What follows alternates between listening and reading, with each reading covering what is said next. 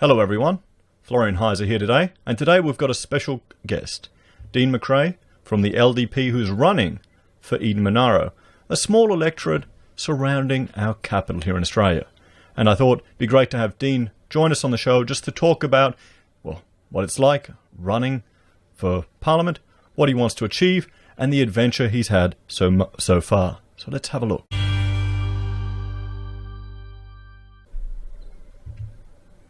Hello, Dean. Thanks for joining us on the show today, mate. How are you, Florian? Mate, thanks for having me. Great to be here. So, you're obviously running for the LDP party as a candidate for Eden-Monaro. And what I'll do is I'll bring up a map here just to show people. I was being facetious when I said it's a small little electorate.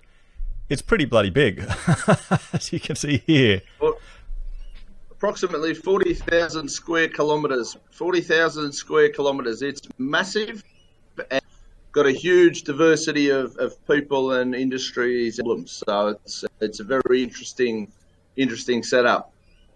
I think my only memory of your electorate will be when I was at uni. I decided, that's it, I'm going to go on an adventure and I'll climb Mount Kosciuszko, you know, the tallest mountain here in Australia. And that's before I realised you could pretty much drive to the top of the bloody thing, so it ain't that much of a mountaineering adventure.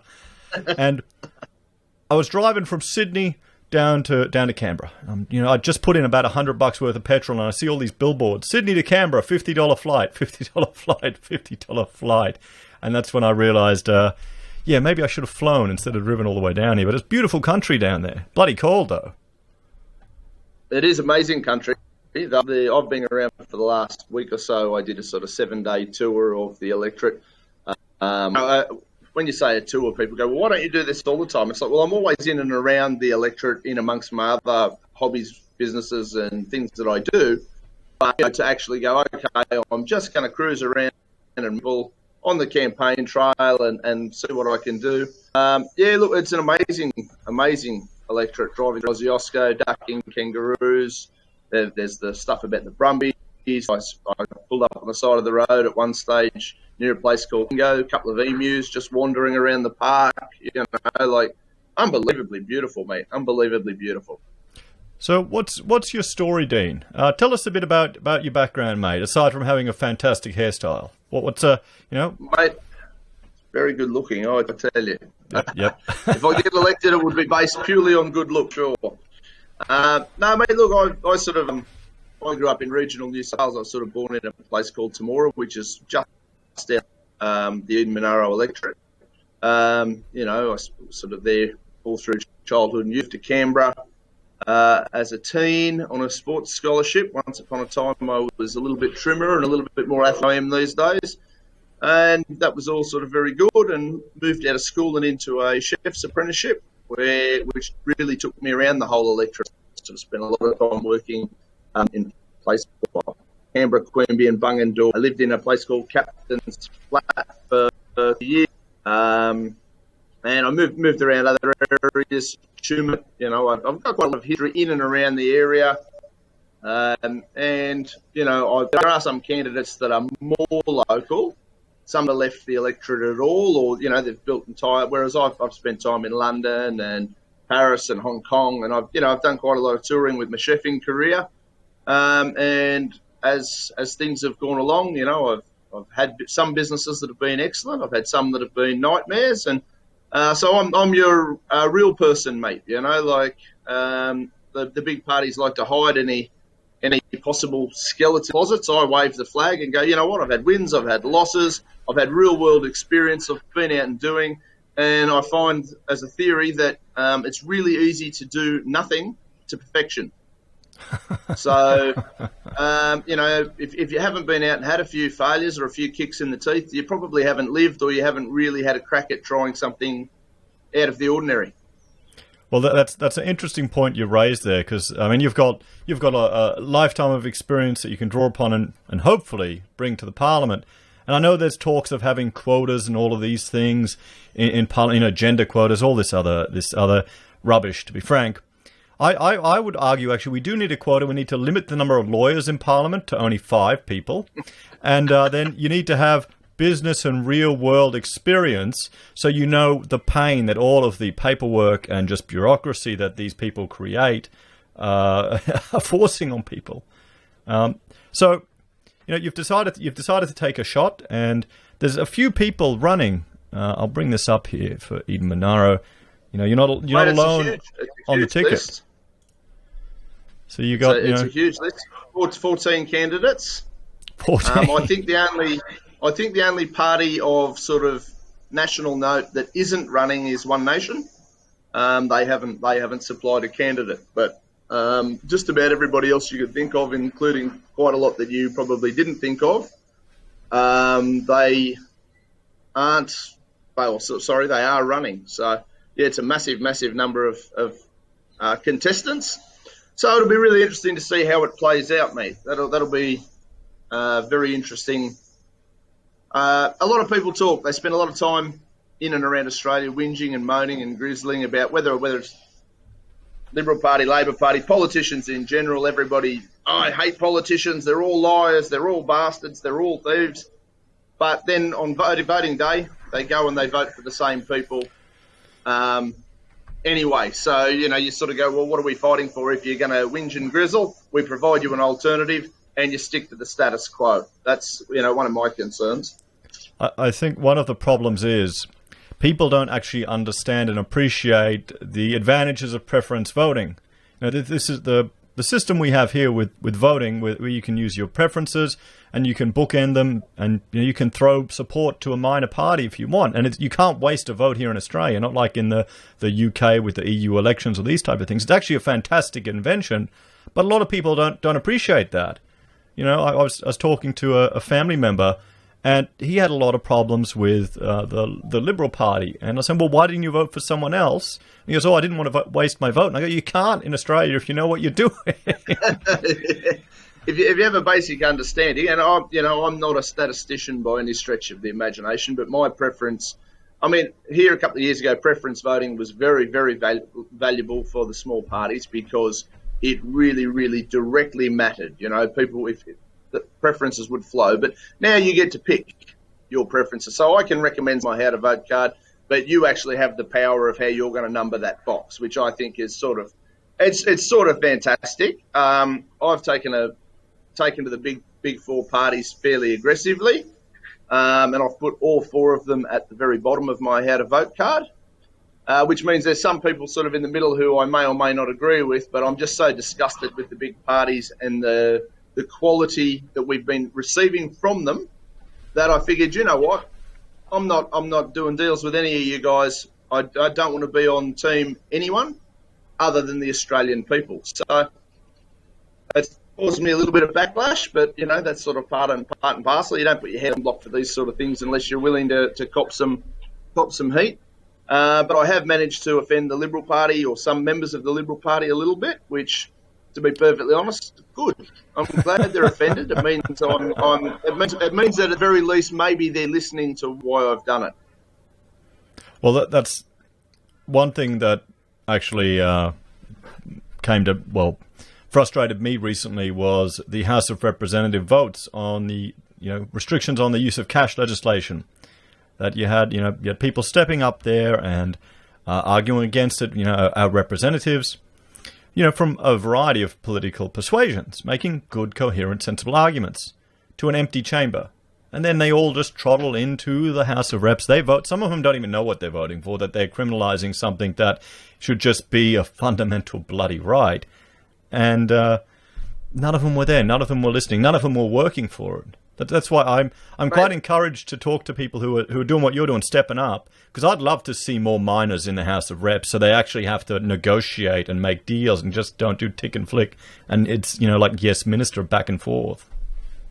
I got called out the other day for what I've done is I've put the Liberal Party below the Labor Party. Now, by rights, I probably on paper I have more in common with the Liberal Party than I do the Labor Party. So as a youngster, I thought I was a Labor Party voter. That was my family's thing. Labor's for the workers. And then as I sort of started building businesses and learning more and becoming a bit more aware. Sorry, you're the wrong gender. You're the wrong gender for that right now, mate. Yeah. Hang on. Are you assuming that I'm a man? Well, you're a bloody ugly woman. Sorry.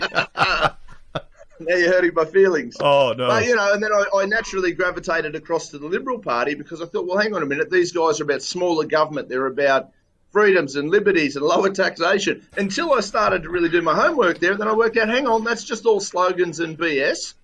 And that was sort of where I came across the Liberal Democrats. There is a name correlation there, but anyone who's not sure, the Liberal Democrats are not in any way, shape or form affiliated, owned or managed by the Liberal Party. We are 100% independent. If we do a deal with them, it's because we actually agree with them on the principle.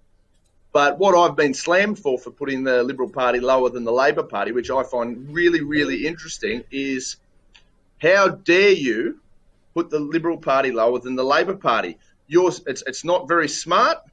Just voting based on principle is not acceptable, and it's not the way that it should be done. That is my entire problem with the whole system.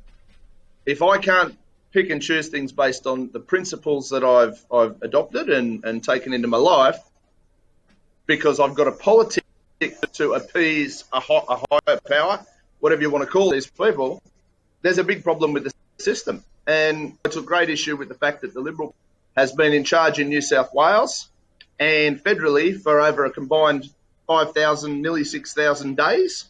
And our taxes haven't, in real world terms, lowered. Our cost of living hasn't lowered. Our freedoms haven't increased. None of the things that they're selling us on have happened. So I sort of go, well, you guys may on paper agree with an awful lot of what we agree with, but in reality, you're no better than the rest of them, except you're selling a different story. That's the only variation that I see in the big parties at the moment. And if that hurts some people's feelings, well, maybe I'm making too much sense. Well, the difference between, you've got hard left, which is Labor and the Greens, and then light left, which is the Liberal Party at the moment, they tend to compromise a lot on individual liberty more and more.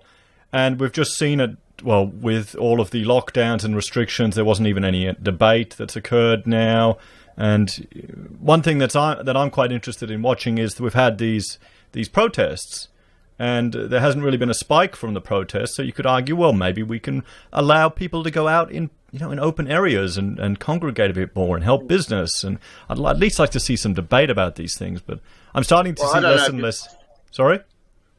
Did you see the news this morning? Victoria's ramping up lockdowns again because they've had a spike.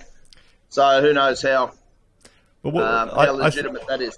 Well, I thought that was all from the hotel staff, and one of the security guards called it, and people who were infected were just going around and still working. They weren't actually taking responsibility.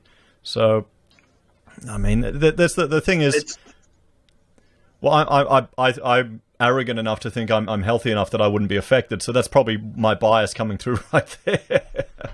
I mean, look, I'm probably in the same category, but I mean, traditionally, or as a bit of a general rule, you quarantine sick people once. So locking up an entire country, or really a world, decimating the economy, there's deaths. It's obviously serious, but I mean, the majority of the people that are in the elderly or high risk category from other things as well. Why we're quarantining well people, I don't know. I'm not supportive of that at all. I think it's it's going to do far more damage than good long term. The suicide rate's going to spike. The economy's going to take years to recover correctly. Businesses are being decimated for what is essentially a really, really, really nasty version of the flu, and it only attacks those people who are vulnerable. I mean, I think we managed it from a point of panic as opposed to a point of, okay, let's tackle this a logical way. And it really doesn't help that you've got all these idiot federal politicians arguing with idiot premiers over who should be allowed to do what and who shouldn't be allowed to do what, and we're all going to do things differently. This whole national cabinet idea has been a disaster. Otherwise, they'd all be working together, and they're not, which is proof in the pudding that these guys are all too busy bum covering. Am I allowed to say bum covering on your show, mate? Don't worry, it's all good. Yeah. bleep me out if I say something that's a bit out there, because that's post production, mate. I'm too lazy for that. They're going to get the real you. Yeah, mate, and that's all I put forward. I've been told that I don't speak like a politician, and I'm like, and if I'd asked you before that's a compliment.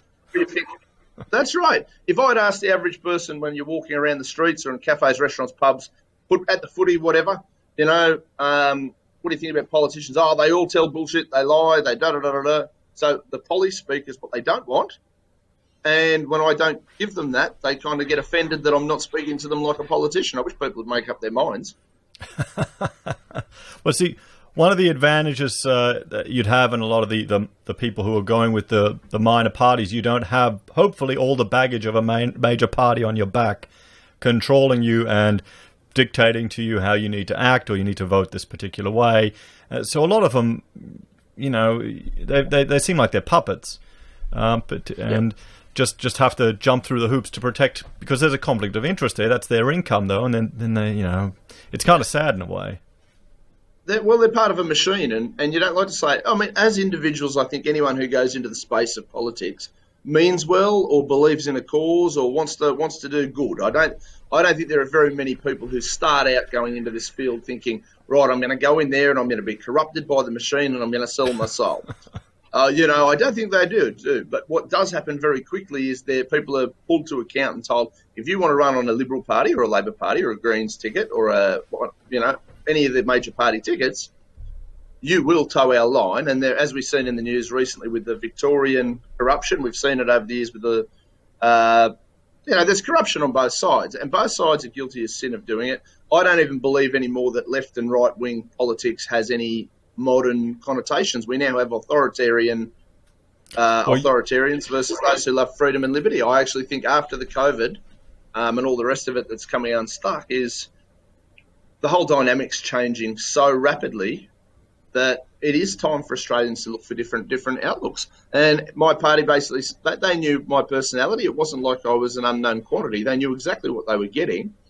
And I am non-politically correct, and I am certainly some sort of an Aussie bogan chef. I do Chuck Gordon Ramsay tantrums on occasion and all those sort of things, but I'm not going to hide any of that because I'm a real person trying to do real things. And I think all these others are so beholden to their party and the party line that they can't be effective anyway, even if the Liberal and Labor Party ladies in this election are really nice people. Now, I haven't met them personally, but I hear good things about both being really lovely ladies.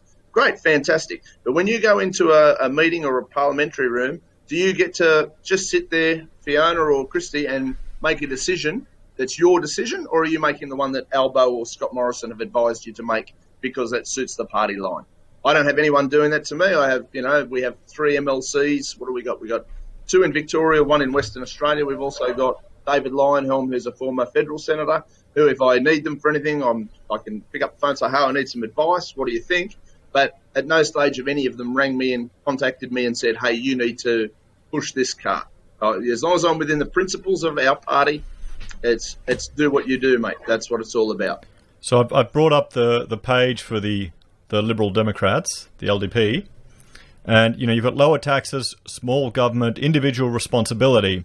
Now these are all things that I'm quite attracted to, but I'd ask, are you having a hard time selling it? Individual responsibility we've got a snowflake generation. We've got people that are, we just looking at the queues in front of the Centrelink, so many people weren't prepared, and the number of people that are hand to mouth that are expecting the government to step in and take care of them.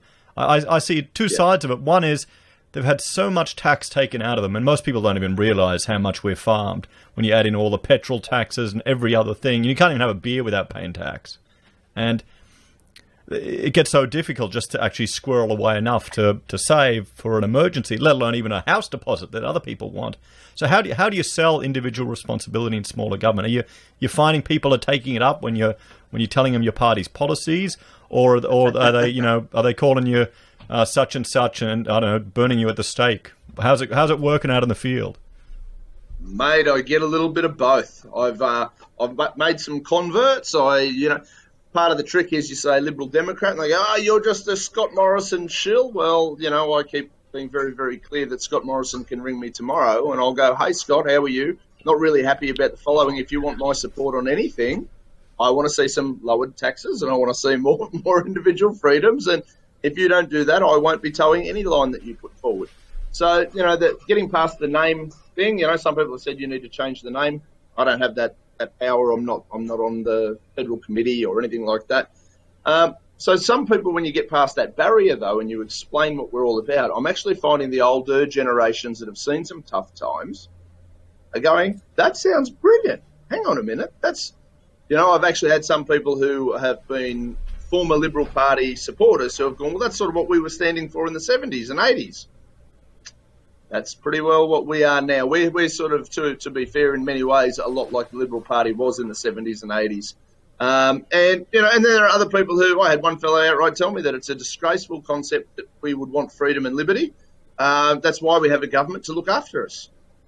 And there wasn't much more I could say to that poor guy. I really wanted to say, maybe you should try jail. That's where they'll feed you, clothe you, and you'll be safe in your cage forever. And look, and there's a cross sell. There is the responsibility that comes with being self-reliant, but we're not given the choice, and that's there's no consent in your taxation. I'd like to defund the World Health Organization. I don't think Australian tax dollars should. People go to me, well, why wouldn't we fund it? I said, well, you're more than welcome to fund it out of your own money. Don't fund it out of mine or other people's. Well, that's the country's money. No, it's not. It's money that's taken from you forcibly, non-consensually. Nobody's saying that they couldn't run a tax system whereby, okay, we're going to have a flat. I've called for a flat 20% tax. I believe that would help the economy get going. It would put more money in people's day-to-day pockets. It would help people on numerous levels, and anyone who's earning less than $40,000 a year should be under the tax-free threshold. We need to spend less as a government, not steal more and spend more. Tax, spend, and then you're sort of taking the power away from the citizens. I want to empower the citizens to go, you know what? I can manage my own life. I'm a big human. Let me manage my own life. And the government really should only ever be there, other than a few basic services, to provide what the average citizen, you or me or else, capable of providing themselves. Not willing. There's a difference between being not willing to provide yourself and being incapable. If you're capable of providing it yourself, guess what? You should be out providing it for yourself. You don't need layers and layers of bureaucrats and gens charging you $1 squillion, all behind smoke and mirrors, which we know it is. Also, that they can justify their existence while making you dependent.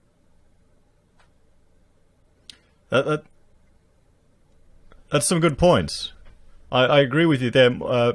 Advocating for maybe a type of a watchman government, scaled back and protecting things like private property, not forcibly taking money out of people's hands. Because the sad thing is, it's hard to be independent when so many of your resources are taken away from you. And some people are so used to just living in this environment, so used to having money forcibly taken from them that they don't know any different. Sometimes when people first hear the argument that taxation is theft, it actually kind of blows their mind, particularly younger people. And I'm probably being a terrible father because I teach my children there's this evil monster, a real one, called the tax man that comes up to you and will steal your shirt off you, and we play a game where I'm the tax man and have to take their shirt off them. So, I think that's perfectly good parenting. But give a nice block and then just walk up, take a big chunk out of it, eat 3/4 of it, or take a big heap of it, and then say to them, look, so I'm just being the tax man. That's what you're allowed to keep. Bye. It's and it is, mate. It's funny. Like I've got a friend in America whose catchphrase is taxation is theft, and I wear some of his gear, his merch sometimes because I think it's fun.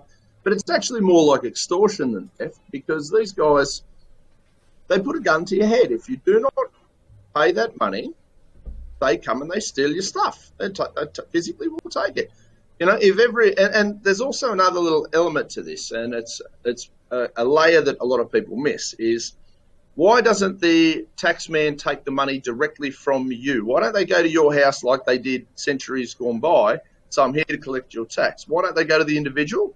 Because they can make the employer out to be the bad guy. So they force the guy employing you to steal that money on your behalf. So employers are unpaid tax collectors to start with, which creates a whole nother layer of burden on business. So don't even get me started on that.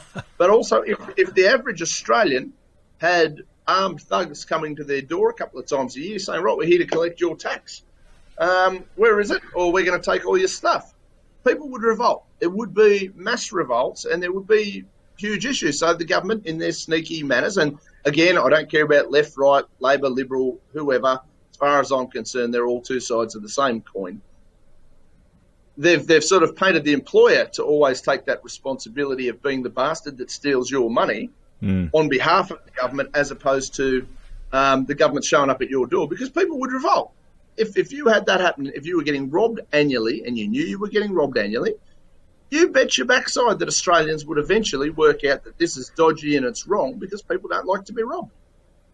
Well, I think if we had just maybe a 6-month holiday from pay-as-you-go, and then people actually saw that money appear in their account and had to transfer it out themselves to another account, then party membership for your party would skyrocket. 6 months, I think that's all it would take.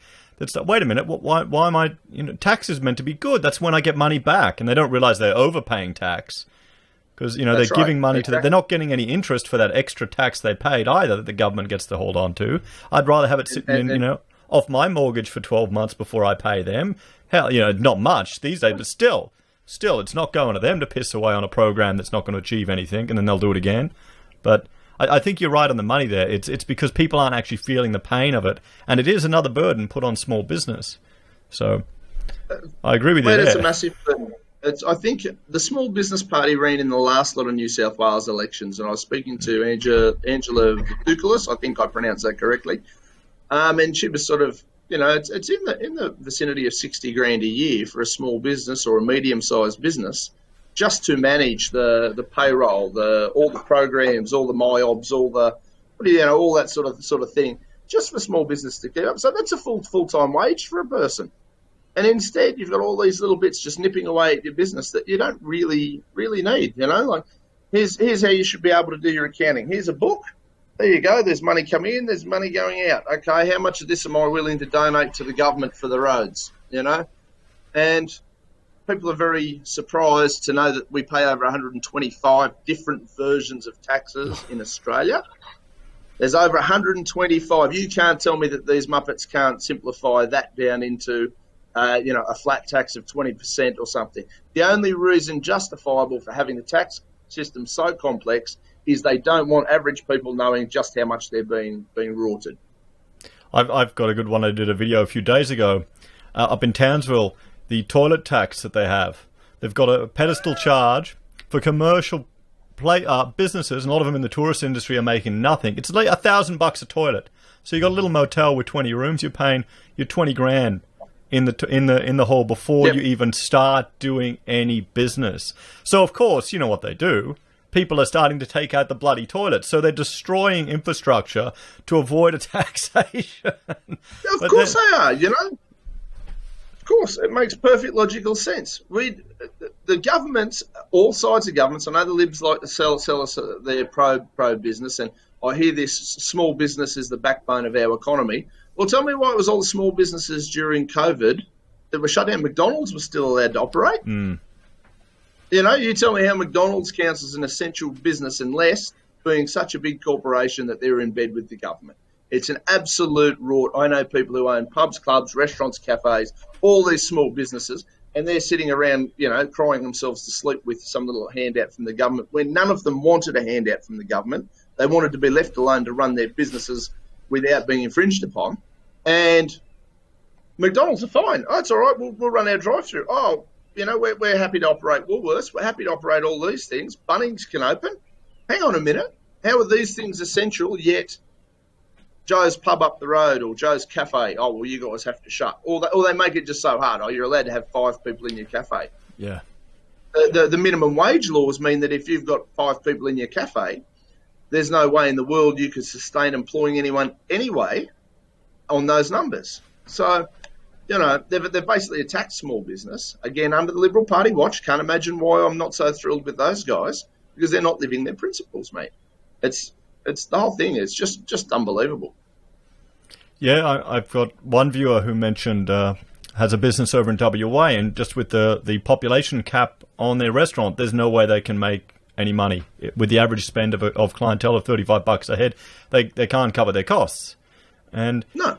You're right. I remember going to Aldi shopping during this whole lockdown. There were people everywhere, and sure, some of them had masks on, but we were walking around, people were near each other, so is that much different to having a beer next to each other? If anything, drinking a beer, the alcohol would probably have a disinfectant effect as you're drinking it, so it's probably good for your health in this situation. Right. I hadn't thought about that one, but yeah, let's sell that as a dream as well, because I think that's a top point. And look, and the other point is, the whole herd immunity argument. We've had pandemics before, we've had health problems before. It's not the first time that it's ever happened. And yes, it's obviously terribly sad when people die of things, but, people die from car crashes every year. The number is untold. And, we don't ban cars. We've got to get a little bit of a grip on reality and accept the fact that none of us are getting out of life alive.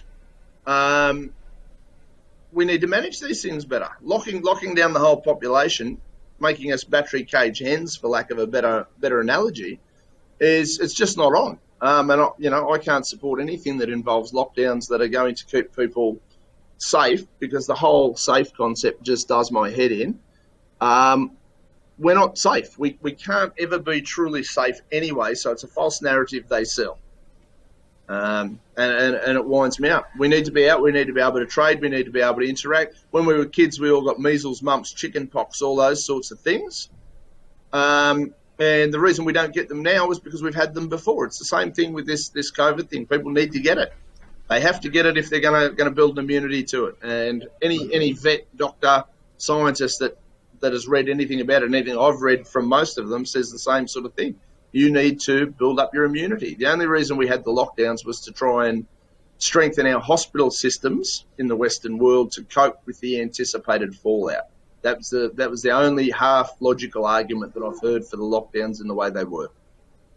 Well, see, I think that's a good segue into another part of our nation at the moment. We've had it good for a very long time, 29 years before a recession. And you could argue, I'd put the argument that, 2008 we should have had a recession. We just got bloody lucky thanks to China buying a lot of natural resources from our civilization. Other people will think Rudd did it, but having seen some of these building education revolution projects, I don't agree with that. But in some way, we're kind of a snowflake people now. You're trying to sell independence, self-reliance. You're trying to sell people taking responsibility for themselves. We've got generations that don't even know what a recession is. They've got no living memory of it. You've got a whole mentality of no child left behind, no one failing, everyone gets a participation trophy, where I'm a new father. We're looking at ways to raise children, and you want some adversity. You want some challenges to become a better person or to grow up a decent adult, or else you're going to get some weird, crazy kid. And I think we're turning into a weird, crazy society now, where you've got mobs of people taking to the streets, thinking the world's coming to an end. We need to. They would have loved to have shut down the country just for the environment. All the people gluing themselves to the street. And again, they've encountered no adversity at all. And we're seeing this in the economy now. They're doing everything they can to stop a recession, to stop any pain being felt. And sometimes one of the hardest things to admit is you need a bit of challenge and adversity. We need some creative destruction. Some of these zombie companies need to disappear so we can have new opportunities to grow up. And I mean, that's just a hard part of life. And I get the feeling that it's a hard message to sell these days. Mate, it's a very tricky message to sell. But how is it that kids learn to walk? They fall over, they crawl, and then they go, hang on a minute, I've got 2 feet here, I can get up and walk. And we're as a parent, I'm sure you sit there, and when the young ones, I don't know how old they are, but when they're learning to walk, you don't sit there and go, oh, well, look, you failed at walking the first couple of times. How about I just carry you around for the rest of your life? And that's sort of an analogy of what the government does. It's teaching them that no matter what goes on, good, bad, or indifferent, that the government will be your parent.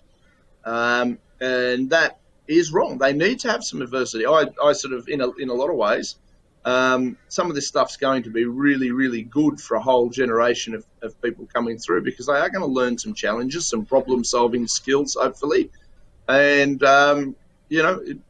it will create or take us back, hopefully, to a merit-based society where the the better you learn, the more adaptable, I think is probably the best way of describing it. The more adaptable you are to the life and the challenges that it presents, the better you will do in life, as opposed to the current every kid getting a trophy. Well, we've got every adult getting a trophy now as well, and it's, we should have a living wage. Well, no, why? What have you done that justifies somebody paying you a living wage? Well, why should I have to go out and work? Well, then why should somebody else have to fund your life? It's welfare should be for the absolute destitute, last resort. But again, as we discussed earlier, with the government comes and steals so much money from us. How do we justify getting away from that system? It's very, very tricky. Well, will you never use a hospital again? Well, hang on a minute. I've paid a lot of tax for years. So if I want to use a hospital, do you know what? I will. I hate going anywhere near hospitals for obvious reasons. But, it's going to be a very hard cycle to break, because these governments, both sides, are guilty of creating a society that's so dependent and reliant on them that when it all does come unstuck, which it's going to have to at some point, you can only tax yourself to death for so long. It's going to be really interesting to see how people cope, and I think there's going to be a lot of people who don't cope. We're seeing all this panic about statues and things like that. Really? Like, there are far more things to be offended about or concerned about. Okay, so what if Captain Cook was or wasn't a bit of a bastard? The question isn't that. The question is, how do you lift your community, be it Native Australian, non-Native Australian? I'm 5 generations born in Australia, although I don't look like it. But, if we're worried about stuff like that, we're not worried about the big ticket items, like how do we improve our day-to-day lives? How do we put more food on the table? How do we create more jobs? How do we create stronger family units?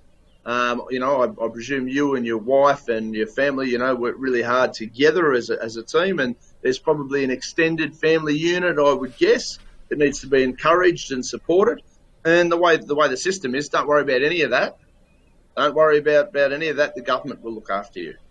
And it's creating a whole generation of problems. And, it's quite a scary concept, because eventually that safety net is going to bite back on itself. It's got to. Probably one last point I'd like to make is I think you were right when you were discussing that left and right, it's kind of an outdated concept. I think, it's you've got authoritarianism, and you've got different flavors of authoritarianism, and you've got more liberty and individual responsibility. And I think advocating for more individual responsibility as a push away from this kind of societal shift to authoritarianism, we need to pull the Overton window away from the far left to try and get the discourse more in the actual centre of politics. And that's where I see minor parties and people like yourself stepping up and getting active in politics, encouraging people around the pub to actually think about politics and to get involved and say, if he can run, I can be involved. That's what I love seeing, and I think that's great that you're doing it. Yeah, mate. Look, I don't want to be a politician. I have no ambition whatsoever to wear a suit and go to Canberra every day and toddle around and tell people how important I am or anything along those things. But I'm just so I don't know whether it's because I can see it or and I used to be one of those guys. I'd sit around and whinge and grizzle and moan about these bastards are taking all of our freedoms. They're costing us a fortune. I remember the first paycheck I ever got, and I saw this. I'd worked out, right, I'm getting this much an hour, and I've done this many hours. This is when I was a kid. I'm going to have this much money, and then I looked in there, and half of it was gone. I was raging. Who are these tax people? What is this all about? And that goes into education as well. They don't educate you about the theft they're perpetrating upon you. You don't leave school understanding any of this stuff. So what are they teaching us? Oh, don't look, mate. Yeah. Don't get me started about financial education, mate. They don't even teach people how to vote. And it's public rabbit hole. Well, public education, it's union controlled, all of it in there, and you've got people just teaching you to jump through the hoops to be a good little worker bee, a good little economic unit. So if you've got any independent thinking, they'll crush that quick smart. They really will. But that's probably a topic for another time. Well, yeah, for sure.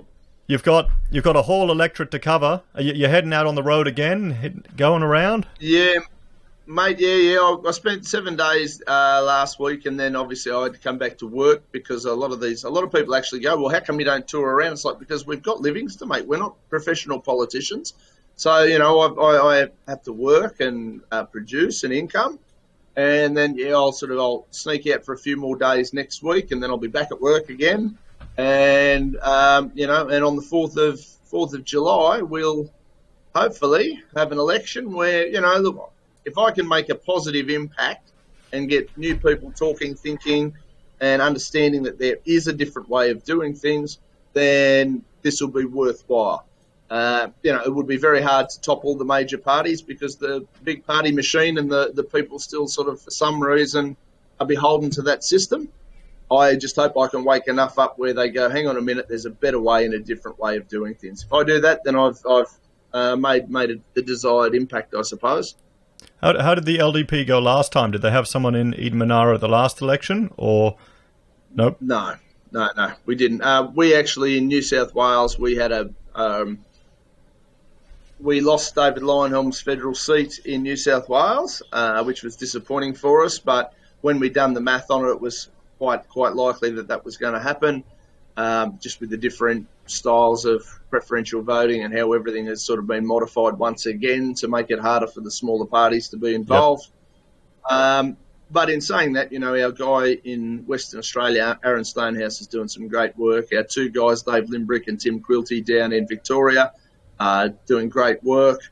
And, and we're getting ready to try and make as big of an impact across New South Wales and Queensland as possible. So we're working hard, and, the key is to sell liberty, freedom, and self-reliance, self-responsibility, and make Australians strong and independent again. Well, Dean, thank you very much for speaking with me today. You're the Liberal Democrat candidate for Eden-Monaro, and good luck to you, mate. Your heart's in the right place. I think you're doing the right thing. You got a European-sized country pretty much to cover. You're going to be exhausted, mate, with all the driving that you do. But that's how it is in Australia. That's how it is. But no, thank you very much for taking the time to chat with me. It's interesting to hear your story and what you're doing. And mate, I'd wish you the best of luck. And get out there and show people there's an alternative to Labor or Labor Light. That's the plan, mate, and hopefully with good, solid citizens like yourselves who understand that there is a different way, and we can all help and promote and share the idea. Just maybe we won't descend completely into socialism, and we'll maintain a real Australian identity. That'd be good. If my children don't need to grow up in another Venezuela, I'm not asking for much, aren't I? Or maybe I need to prepare to learn what parts of dogs are edible. Just to get them ready.